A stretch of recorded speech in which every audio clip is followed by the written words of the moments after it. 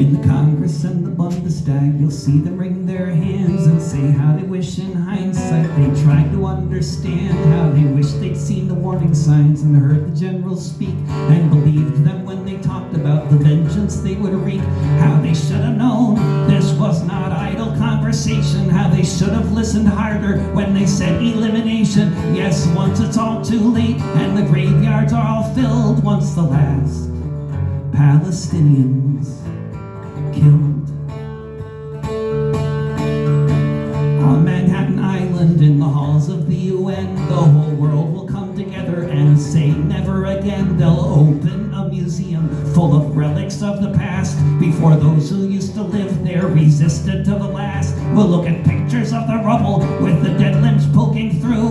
The viewers will shed a tear and wish the leaders knew before the war ended in the way Ben-Gvir had willed. Once the last Palestinians killed.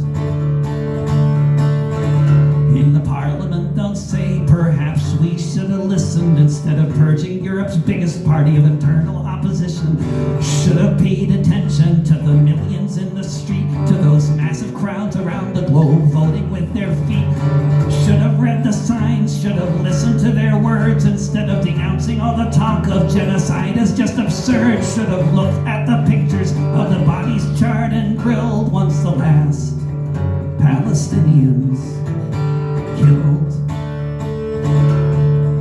When the last tower block was flattened, in the days before the last bakery was bombed, in this total war when there were still kindergartens, when the hospitals still stood, this would have been the time to question if we should have been sending all those weapons instead of barring them complete. If instead of cheering on the evil enemy's defeat, we might have asked if there was anywhere left for flour to be milled. Once the last Palestinians killed. When the project is complete and they make the desert bloom, once they finish turning cities into tombs, once the dead are out of sight, buried in the ground, once the rubble has been bulldozed and no one hears the sound of dying children screaming from somewhere down below, once the shopping malls are gleaming and no one needs to know how many babies' bodies are in the soil that we've tilled, once the last Palestinians